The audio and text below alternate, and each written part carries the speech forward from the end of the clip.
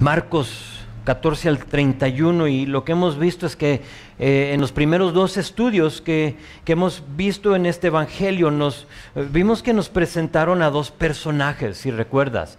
Conocimos a uno, se llama Juan el Bautista, el que anunció la llegada de otro personaje, y él lo dice así, de uno que era más poderoso que él, Jesucristo.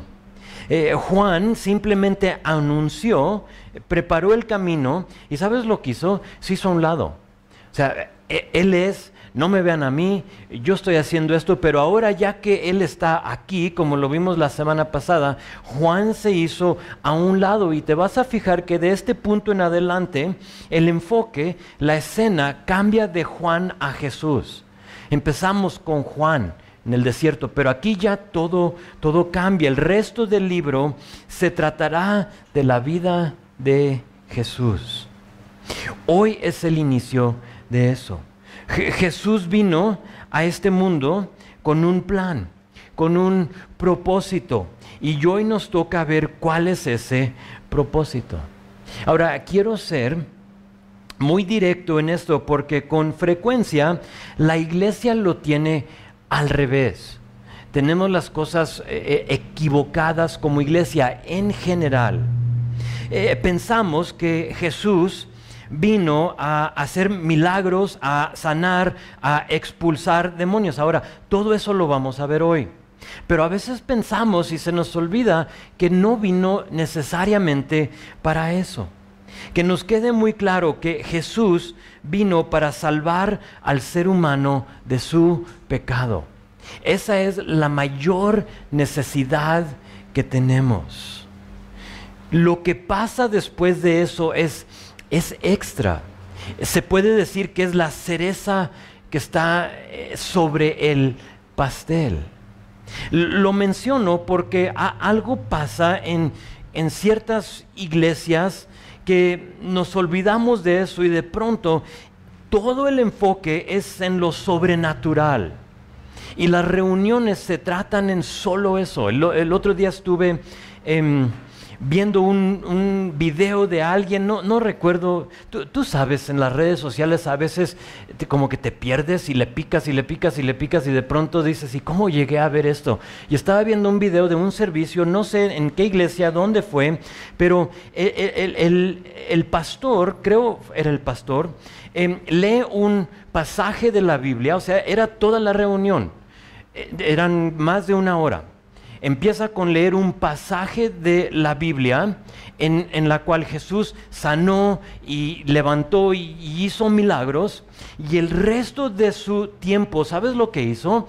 Pasó a través de la gente tocando, sanando, haciendo esto, y digo yo, ¿y cuándo vas a decirnos lo que dice la palabra?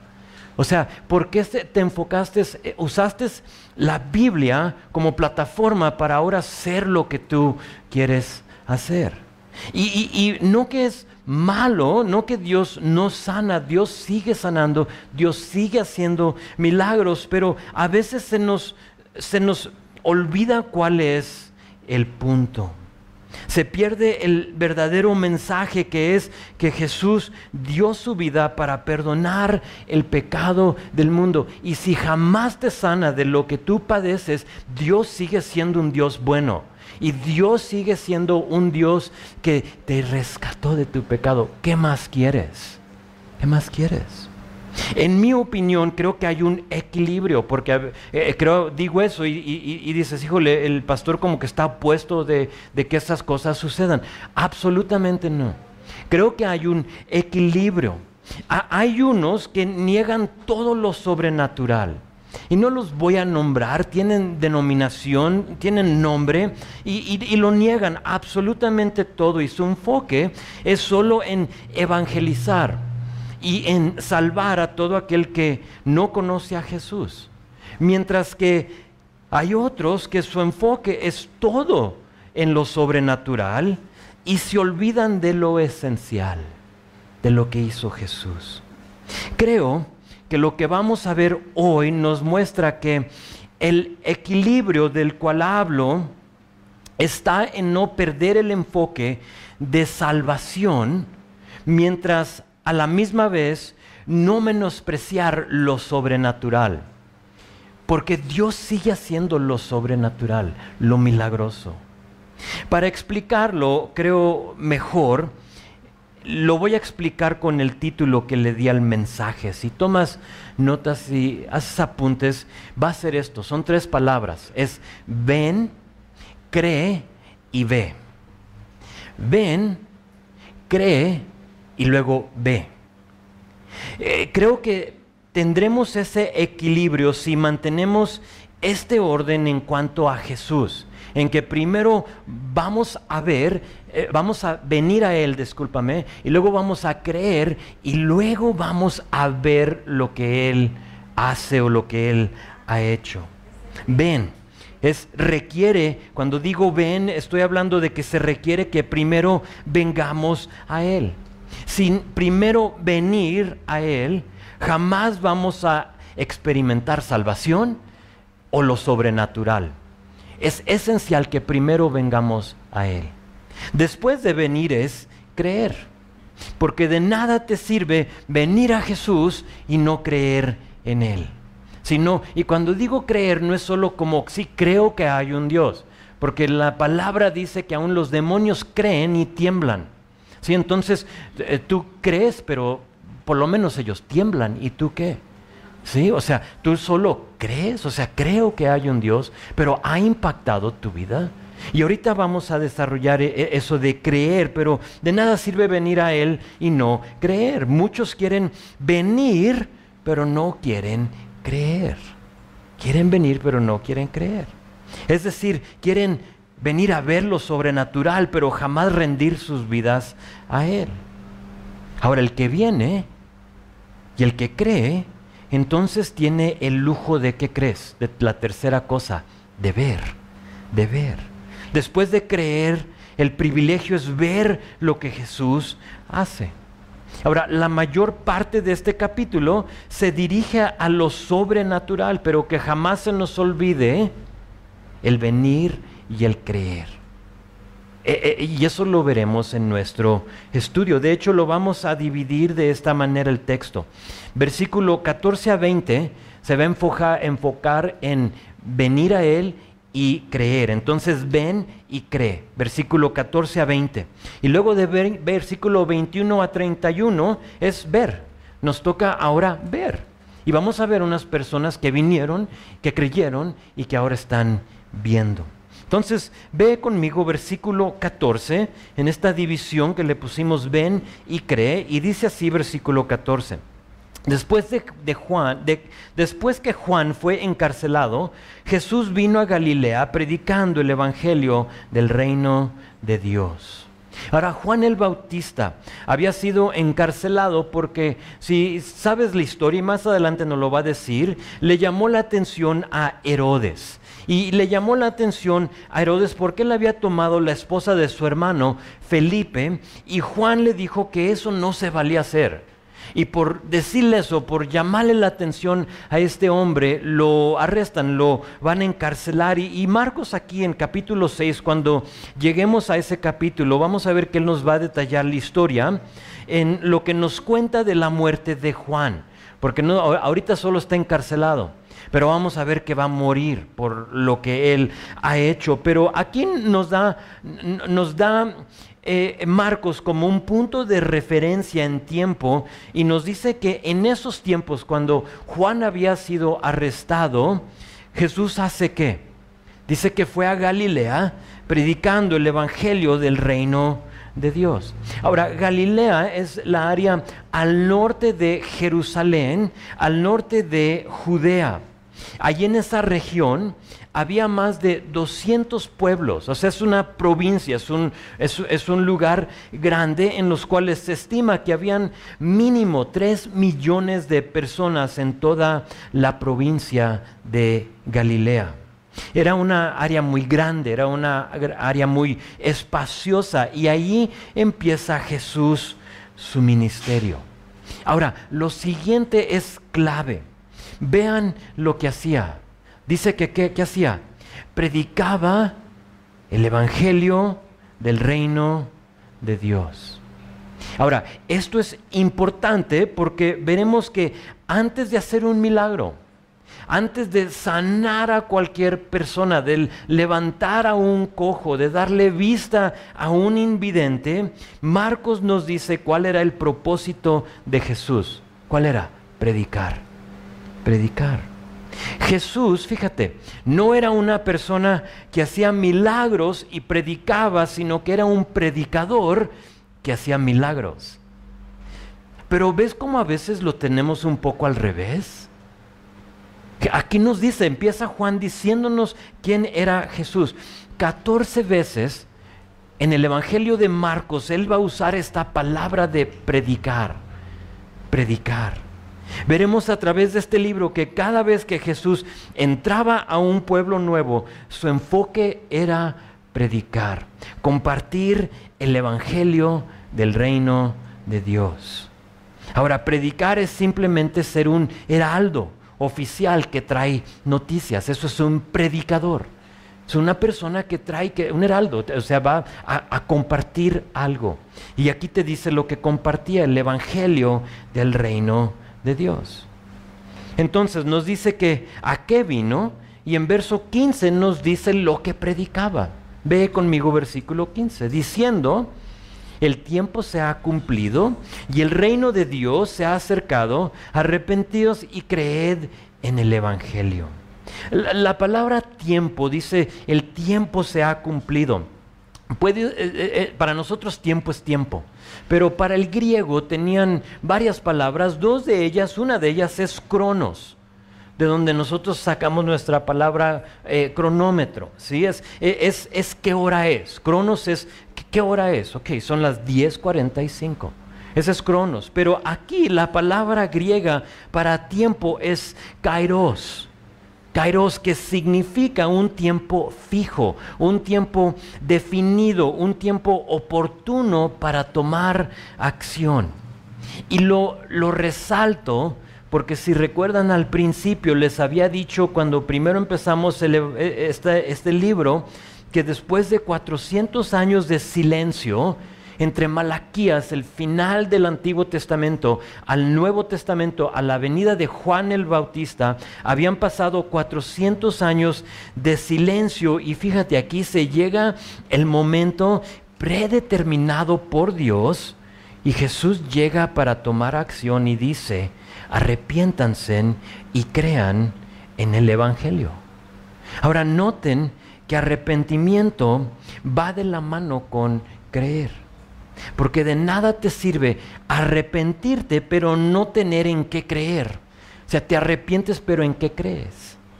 Jesús dice, arrepiéntanse. No, esa palabra es cambia tu opinión o cambia tu mente. Es dar una vuelta de 180 grados, es como lo visual que les puedo dar. Tú vas caminando hacia allá, te arrepientes, significa que vas para allá, pero ahora das una vuelta de 180 grados y ahora vas del otro camino. Y luego dice crean, o esa palabra creer es poner tu confianza en algo. ¿En qué? En las buenas nuevas. ¿Cuáles son las buenas nuevas? Que Jesús vino. Que Jesús se hizo hombre, o sea, 100% Dios, 100% hombre. ¿Para qué? Para vivir entre de nosotros, para experimentar todo lo que tú y yo experimentamos sin pecar, para dar su vida por la tuya, para que a través de su sangre derramada, el que quiera recibirlo tenga vida y vida eterna. Y eso es lo que está diciendo aquí Jesús. Él vino para decirnos arrepiéntanse, pero no solo arrepiéntanse, sino que crean ahora en estas buenas nuevas. Entonces, ese es el mensaje del Evangelio. Es así de fácil, es así de simple. Tú no tienes que hacer nada más que aceptarlo. Aceptarlo. Señor, reconozco que soy un pecador y que yo no puedo. Lo he intentado y por lo tanto pongo mi vida en las manos de Jesús. Ese es el mensaje, pero ahora vean cómo se ve ese mensaje en acción. Versículo 16. Andando, junto al mar de Galilea, vio a Simón y a Andrés, su hermano, que echaban la red en el mar, porque eran pescadores. Y les dijo Jesús: venid en pos de mí, y haré que seáis pescadores de hombres. Y dejando luego sus redes, le siguieron. Pasando de ahí un poco más adelante, vio a Jacobo, hijo de Zebedeo, y a Juan, su hermano, también ellos en la barca que remendaban las redes. Y luego los llamó, y dejando a su padre Zebedeo en la barca con los jornaleros, le siguieron. Ahora, uno de los primeros ejemplos de ver y de creer lo tenemos con estos 4 pescadores. Ahora, hay muchas cosas y es muy probable que tú hayas escuchado un mensaje, una predicación acerca de este texto, porque hay mucho que le podemos extraer. Le podemos extraer que Dios escoge a lo común y lo corriente, a pescadores. Y quizás ese puede ser el enfoque de este pasaje. También podemos decir que Dios busca a aquellos que ya están haciendo algo. Si te fijas en el texto, estos hombres ya estaban chambeando. Jamás creo que Dios va a llamar a alguien que solo está en su sofá de ocioso haciendo nada. Dios busca a personas que están haciendo cosas y puedes ver en este texto, unos echaban la red, mientras que otros hacían ¿qué? Remendaban sus redes, estaban chambeando, estaban trabajando. Pero también podemos ver que Dios usa tus talentos. Así como Dios te diseñó, como Dios te creó con tu personalidad, con tus fuertes, con tus deficiencias y debilidades, Dios usa a cada persona tal como es. Noten que Simón y Andrés hacían ¿qué? Echaban la red. Y si nos fijamos en su ministerio, nos vamos a dar cuenta que ellos eran aquellos que echaban la red, evangelizaban, se podía decir. Y mucho del ministerio de ellos es echar la red, evangelizar, a ver qué pasa. Pero había 2 más, Jacobo y Juan, y ellos ¿qué hacían? Ellos remendaban sus redes. Su ministerio, si te fijas, va a ser un ministerio más de pastorear, aquel que ayuda a reparar las vidas de otras personas. O le podemos extraer que a veces es necesario dejar todo atrás para seguir a Jesús, porque ¿a poco no es lo que hicieron estos hombres? Dejaron todo atrás para seguir a Jesús. Y todo eso y mucho más está aquí en versículo 16 a 20, pero simplemente quiero que vean la sencillez de ver a Jesús y creerle. Eso es lo que yo veo aquí, porque a final de cuentas el encuentro con Jesús es diferente para cada persona. O sea, a lo mejor tú no estás remendiando redes. Y para ti es otra cosa y Dios te va a alcanzar de otra manera. Y la manera que Dios nos alcanza y el encuentro que tenemos con Él es diferente, pero la respuesta, checa esto, tiene que siempre ser la misma. Hacer todo a un lado, ver a Jesús y decidir si le creemos o no. Noten que Jesús no está haciendo un milagro. Noten que no está haciendo nada sobrenatural. ¿Qué está haciendo? Está caminando. Está simplemente caminando y viendo. ¿Sabes lo que pasó? Es que Jesús simplemente vio el potencial en ellos, los llamó y ellos respondieron, sin ver algo sobrenatural. Jesús te ve igual a ti. Te ve y Jesús ve un potencial en ti. La pregunta es esta: ¿has respondido sí o no? Jesús te ve perfecto, perdonado a través de su sangre. Y estos hombres, Jesús los ve y ellos responden a simplemente la palabra que Él les da. Ahora, el texto solo nos dice que les dice algo: venid en pos de mí y los haré pescadores de hombres. Pero me puse a pensar, ¿qué más les diría? No sé. Los primeros versículos que vimos, 14, el primer versículo 14 nos dice lo que vino él diciendo, 14 y 15. Sí, pero creo que lo que nos dijo aquí en versículo 15, arrepiéntanse y crean el Evangelio, quizás fue parte de lo que Jesús les dijo. O sea, crean, arrepiéntanse y crean y síganme. Ahora, nosotros, fíjate la palabra o la frase que usa, vengan en pos de mí. Esa palabra pos es una palabra que no usamos mucho, pero la frase en griega está escrita con puntos de exclamación que significa esto: ven, ven ahora atrás de mí. Ven. Como que lo escucho no gritando, pero quizás levantando la voz. Ven, vengan ahora detrás de mí. Cambien su opinión y síganme. ¿Has cambiado tu opinión en cuanto a Jesús? Y quizá tú digas sí. Quizás si pregunto y levanten la mano, quizás para no quedarnos atrás, todos vamos a decir sí, sí hemos cambiado nuestra opinión. Y está bien que hayas cambiado tu opinión, pero entonces mi pregunta es esta: ¿lo estás siguiendo? ¿Sí o no? Porque uno puede decir todo el día que sí, yo creo, pero ¿lo estás siguiendo? Estos hombres no solo creyeron en Jesús, sino que dijeron, dejamos todo atrás. Vamos, lo seguimos. Simón, que es Pedro, por si dudabas, o quién es Simón. Simón es Pedro, Andrés, Jacobo y Juan, dejan lo que están haciendo y lo siguen. Ahora, ¿fue difícil? Yo creo que sí. Yo creo que fue difícil dejar y seguir. Porque dejar significa dejar a su familia. Significa dejar su profesión. Significa dejar el sustento. Y a la misma vez significa dejar lo conocido para ir a lo incierto. ¿No sabían a dónde iban? ¿No sabían qué onda con este hombre Jesús? Y a veces, ¿sabes? No estamos dispuestos a ir en pos de Jesús porque no podemos ver más allá de nuestra decisión. Creemos. Sabemos que necesitamos salvación y lo aceptamos, pero hasta ahí llegamos, porque no, como que nos cuesta ver más allá de lo que va a suceder. Me atrevo a decir que ellos tampoco sabían lo que realmente significaba ir en pos de Él, pero ¿sabes qué? Lo hicieron.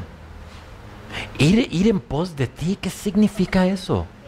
Nos está gritando este hombre que vengamos a Él y que lo sigamos. ¿Qué significa seguir a Jesús?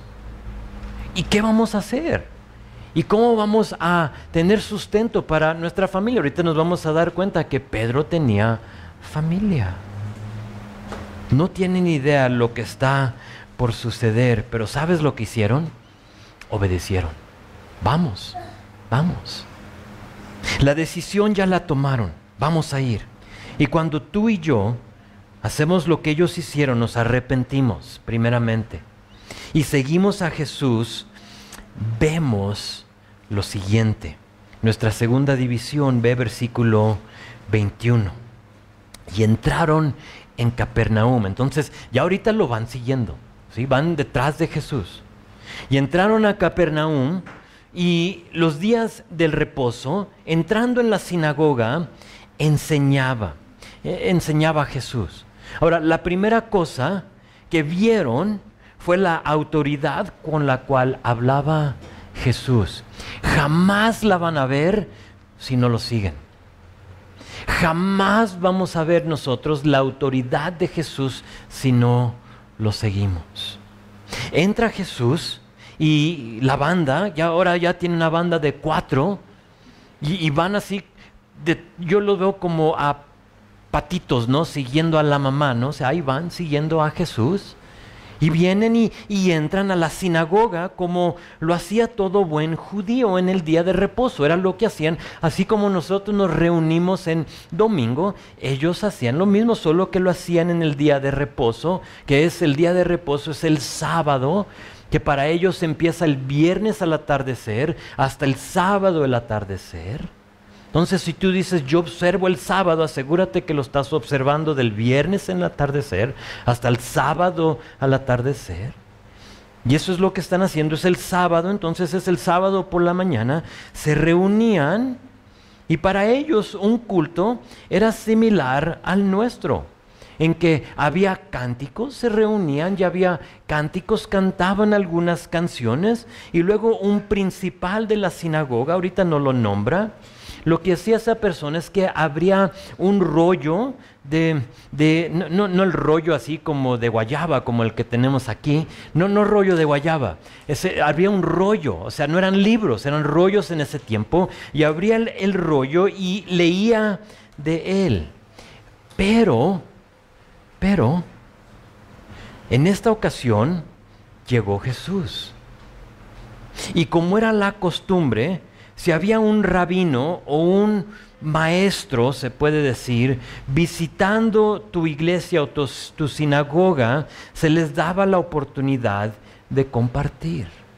Era muy similar a lo que pasó con Pedro y Bernabé. Si recuerdas, en su primer viaje misionero en Hechos capítulo 13, ellos van en su primer viaje, entran a Antioquía de Pisidia y entran a la sinagoga. Quiero decir iglesia, para nosotros es iglesia, a la sinagoga en el día de reposo, y si lo lees verás que dice en versículo 15 esto: después de la lectura de la ley de los profetas, abrir el rollo, los principales de la sinagoga mandaron a decirles a Pablo y a Bernabé: varones hermanos, si tenéis alguna palabra de exhortación para el pueblo, hablad.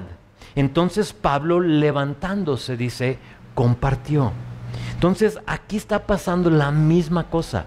Llega Jesús con sus 4 pescadores y lo ven que llegó un maestro, llegó alguien muy probable por la manera que vestía, y le dicen: ¿quieres compartir algo? Le dan la oportunidad de hablar, pero vean qué pasa, versículo 22, aquí se pone interesante la cosa.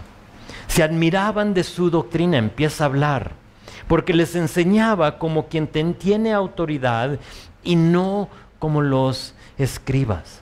Hace una distinción entre Jesús y los escribas o los otros rabinos o los principales de la sinagoga.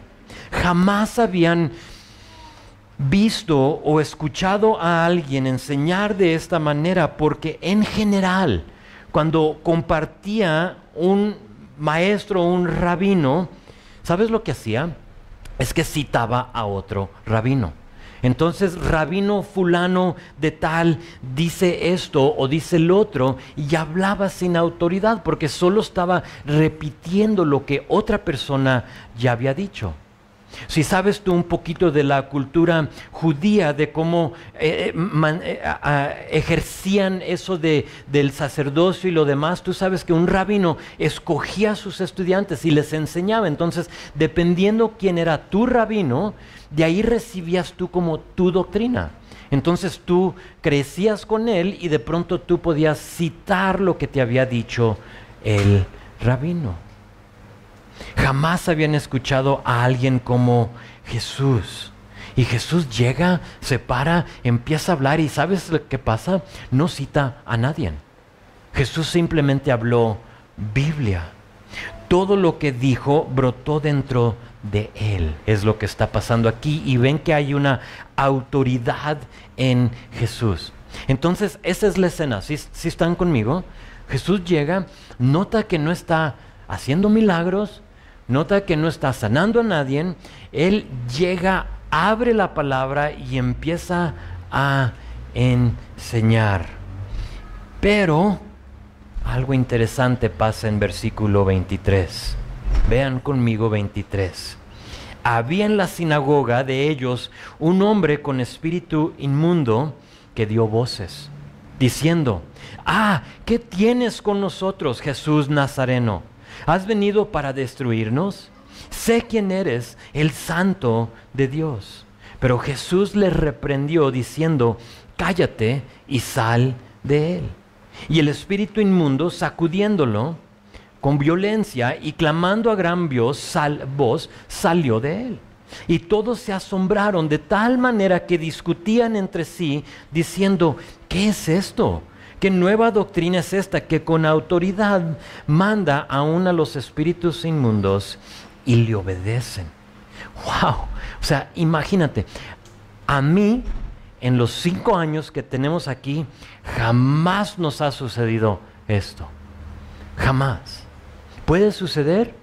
Es muy probable porque, ¿sabes? Las puertas están abiertas a cualquiera que quiera entrar. No estamos reunidos aquí solo porque somos aquellos sin demonios. Yo no sé, yo no te pregunto a la entrada, oye, sí, ¿cuántos tienes tú? ¿Y cuándo fue la última vez? No pregunto. ¿Por qué? Porque sé que si estás endemoniado, la respuesta está aquí en la palabra. Entonces, ¿qué mejor lugar que estar donde se te está compartiendo la palabra? Ahora, no los invito, tampoco publico en Facebook, ¿sí? Vengan todos los endemoniados. Nota que Jesús no hizo eso. Eso no es lo que está pasando aquí. Noten algunas cosas que es importante ver. 1, noten que esta persona endemoniada estaba en la sinagoga. Estaba ahí entre de ellos. ¿Cuánto tiempo tendría asistiendo? No nos dice. Pero ¿fue la primera vez? ¿O ya tenía mucho tiempo esa persona ahí en medio de ellos? ¿Qué hacía ahí? O sea, ¿por qué estar ahí? Yo creo que él, sin duda, estaba ahí buscando liberación de este espíritu inmundo. Quería ser rescatado por Dios y por lo tanto está ahí. Noten también que Jesús no fue para expulsar demonios, sino que a enseñar. Enseñar. Ha habido gente que me ha preguntado que cuándo tenemos reuniones de liberación de demonios. ¿Y eso cuándo, pastor? O sea, ¿cuándo lo vamos a hacer? ¿Sabes? No es bíblico. No es bíblico. Jamás te reto a buscar y encontrar en la Biblia reunión de ese tipo. No la vas a encontrar. Lo que yo veo aquí es algo diferente. Es que Jesús estaba enseñando y de pronto esta persona llegó. ¿Sí lo ven? Es muy diferente. Sí, pero a veces lo tenemos al revés. Lo que yo veo es esto: enseñanza, la Biblia, y en este caso un demonio que reconoció o que buscó a Jesús y Jesús no a él. Ahora, ¿sabía Jesús que estaba endemoniado? Yo creo que sí. Es Jesús. ¿A poco no? ¿Jesús lo sabía? Yo creo que sí. En mi opinión, yo creo que sí, pero Jesús, fíjate, mantuvo el punto de vista que decía, deja que lo principal sea lo principal. ¿Qué es lo principal? Lo principal es escuchar la palabra y eso vamos a hacer aquí. Ahora, si algo más sucede dentro de ello, hay varones que están al tanto, que están conmigo y que vamos a hacer lo necesario para ayudar a esa persona si llega a suceder. Entonces el demonio, fíjense, se dirige a Jesús y Jesús con solo 5 palabras lo derrota. Cállate y sal de él. Así de simple. No nos dice que lo tocó, no nos dice que le vació una jarra de aceite, no nos dice nada más que con su autoridad le dijo, cállate, cállate. Y ese es buena traducción, es cállate, ya para de hablar. Fue algo tan fuera de lo normal que dice la palabra que dejó a todos asombrados, como que, wow, con la boca abierta yo los veo. ¿Qué acaba de suceder? Y por buena razón, porque no es cada día de reposo que esto sucedía. Nota que era algo abnormal. No se reunían para hacer eso. Pero en este caso, porque Jesús llega, este demonio está ahí. Escucha sin duda la autoridad de Jesús a través de la palabra, no citando a otra persona, sino que hablando con autoridad, y no puede estar ahí más. Ahora el siguiente versículo es clave, verso 28. Muy pronto se difundió su fama por toda la provincia alrededor de Galilea. Ahora, recuerden este versículo porque la semana que entra veremos que Jesús se va a ir de esta área en una decisión que parece ser imprudente o irrazonable. ¿Okay? Entonces tenemos que ver esto, que muy pronto se difunde la fama, o sea, todos están hablando de lo que sucedió ese día en esa sinagoga. Muy pronto se van a dar cuenta que Jesús es el Mesías. Porque aunque va a liberar a este hombre y ahorita va a hacer otro milagro, Jesús vino ¿para qué? Para predicar el evangelio del reino de Dios. Y muy pronto se van a dar cuenta que Él es el Mesías, que Él es el que viene a rescatar al ser humano. Pero los judíos, buscaban a un Mesías conquistador, a un Mesías que los iba a liberar de los romanos. Que iba a haber redención de estos romanos y lo van a querer, ¿sabes qué? A levantar y a exaltar como su redentor conquistador en lugar de su redentor que los va a liberar de sus pecados. Y Jesús va a percibir eso y se va a ir de una área, se va a ir de aquí, lo veremos la próxima semana. Y vas a decir tú, ¿y por qué se va? O sea, tiene una fila, dice que toda la ciudad va a venir a Él y Jesús va a decir, vámonos. ¿Por qué? Porque se difunde su fama. O sea, aquí con este versículo se dispara todo eso. Empieza a correr la voz de quién es Jesús. Entonces, en muy poco tiempo, estos 4 pescadores han hecho ¿qué? Se han acercado a Jesús. Se han acercado a Jesús, han creído en Jesús. ¿Y ahora qué está pasando? Están viendo su autoridad en la palabra y su autoridad sobre los espíritus inmundos.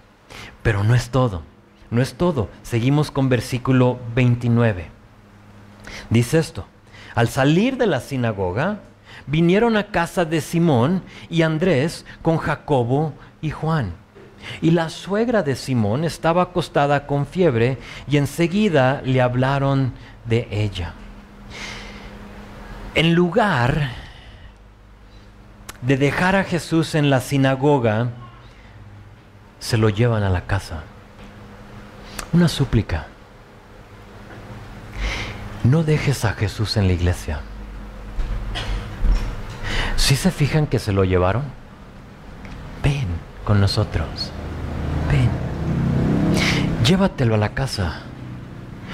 Llévate a Jesús al trabajo. Llévate a Jesús cuando salgas de vacaciones. Llévatelo. Se llevaron a Jesús. Porque, ¿sabes? Muchos quieren ver sus milagros, quizá en el hogar, en el trabajo, en su colonia, pero no le han permitido entrar. Lo dejan en la iglesia. Jesús, tú allí, es tu casa. Entonces tú quédate ahí. Otros quieren ver la sanación de Jesús en sus vidas, pero lo dejan atrás. Quédate tú allá, Jesús. Aquí vemos que en este caso ellos literalmente, obviamente no tenemos ese privilegio de literalmente llevárnoslo con nosotros, pero aquí se lo llevan a casa después de un día poderoso en la iglesia y llegan a la casa de Simón, de Pedro, y se dan cuenta que la suegra de Pedro está enferma.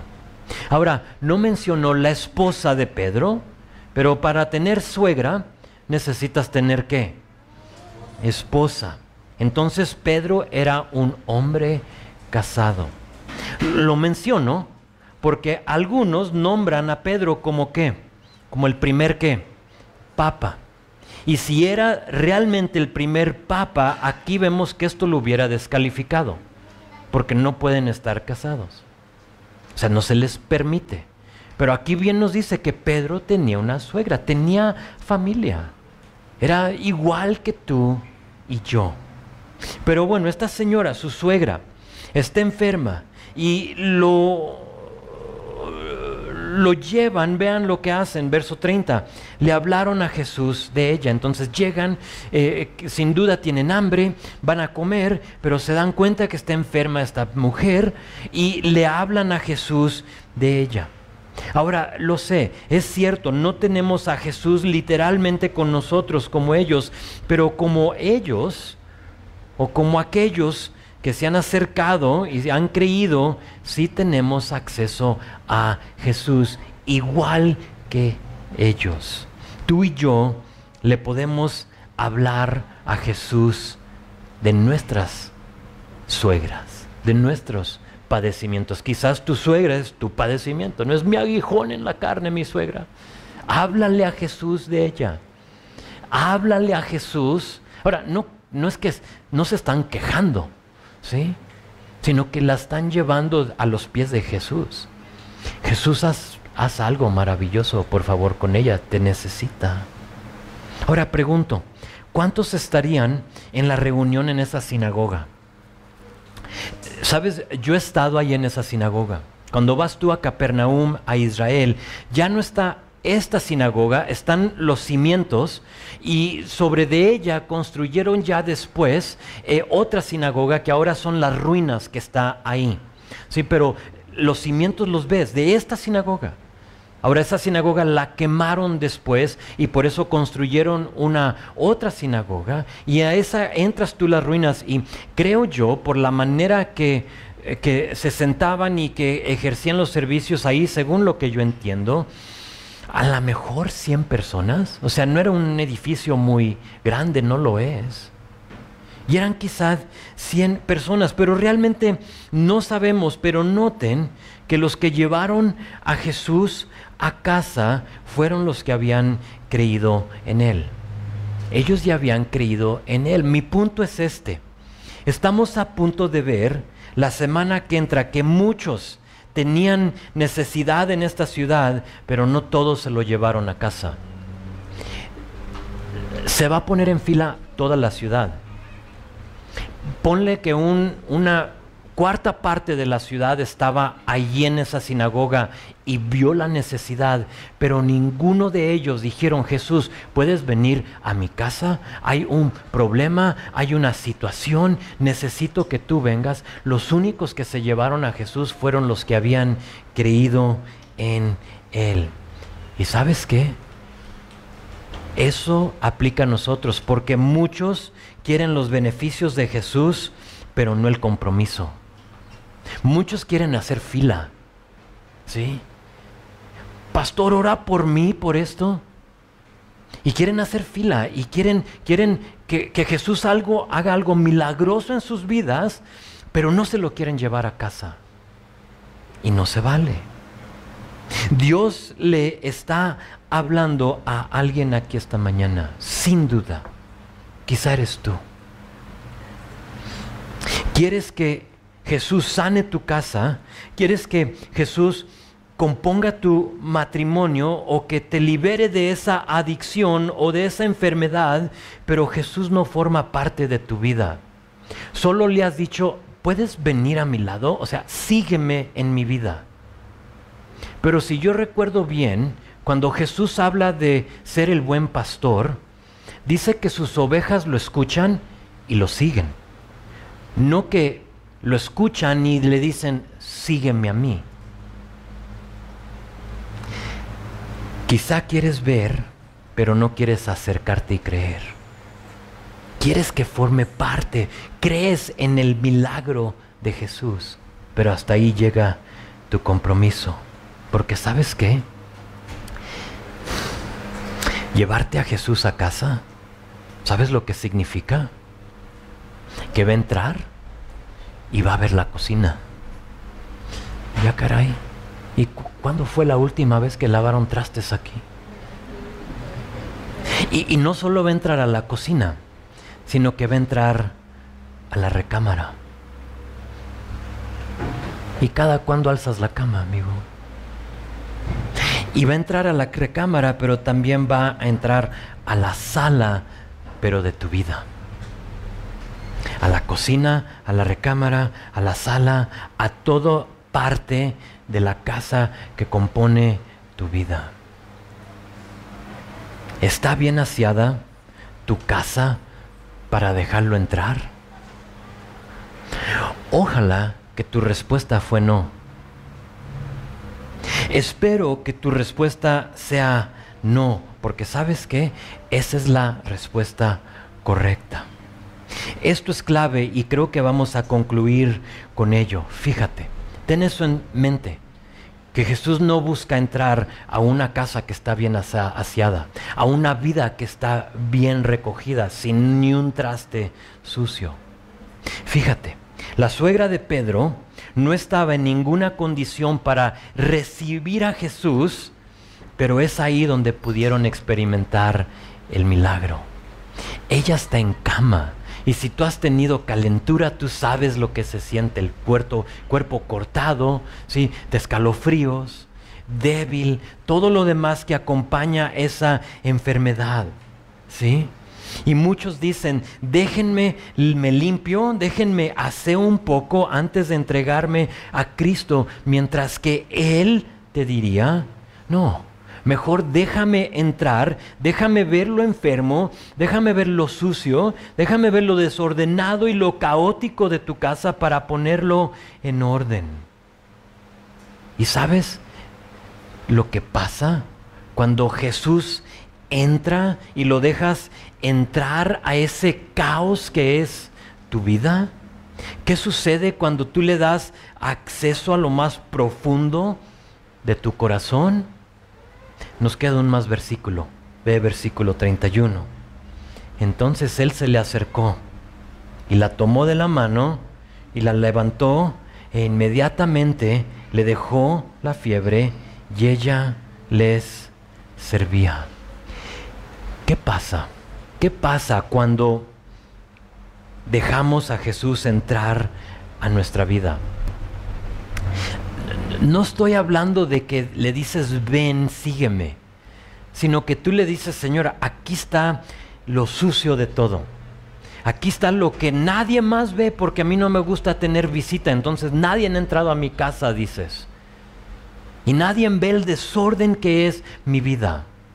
Tienes tú a todos a esta distancia, o sea, no entres más allá de eso, porque si te acercas más vas a ver realmente lo sucio que soy y lo caótico que es mi vida. Pero ¿sabes qué pasa cuando tú dejas entrar a Jesús? Se te acerca. Entonces se le acercó. Anota Santiago, capítulo 4, versículo 8. Te lo leo, dice esto. Acérquense a Dios y Dios se acercará a ustedes. Acércate a Él.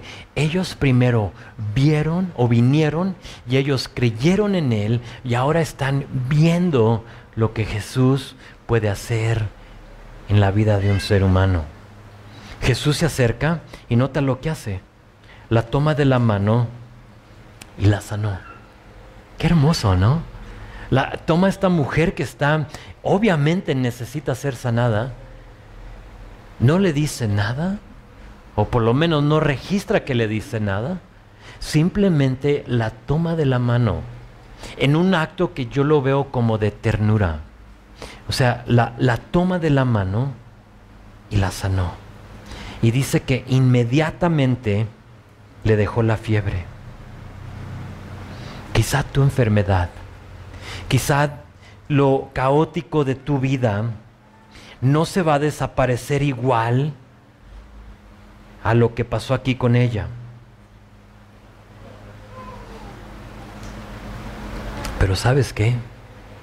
Esta mujer recibió mucho más que esa sanación. Experimentó la presencia y el poder del Salvador, y todo porque estos hombres se atrevieron a llevar a Jesús a casa. Llévate a Jesús contigo. No lo dejes en la iglesia. Déjalo entrar a tu vida. Dale acceso a tu vida. Ábrele las puertas y dile, Señor, entra, ve. Pues Jesús la sana. Y vean la última frase de versículo 31. Dice, y ella les servía.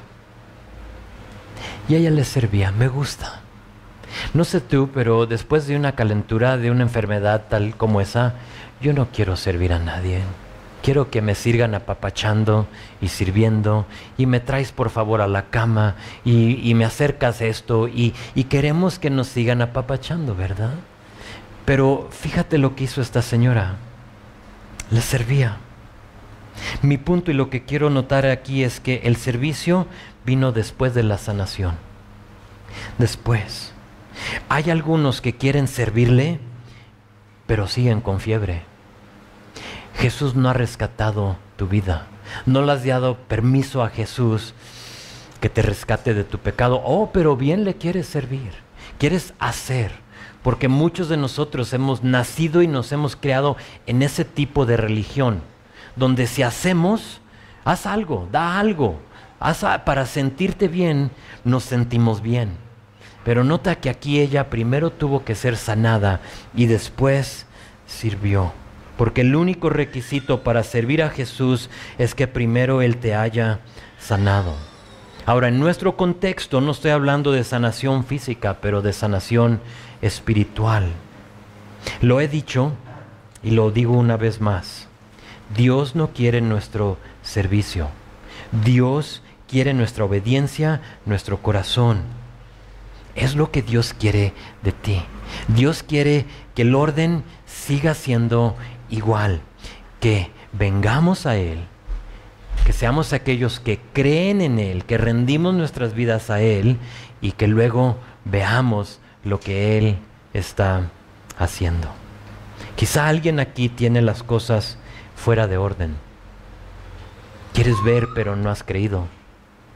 Quieres ver, pero no te has acercado. Y lo que quiero hacer con el resto de nuestro tiempo, que ya se nos terminó, es orar. Es dejar que Dios ponga en orden nuestras vidas si es que está fuera de orden. No, nada malo con querer ver lo milagroso de Dios, pero primero tenemos que venir a Él y creer.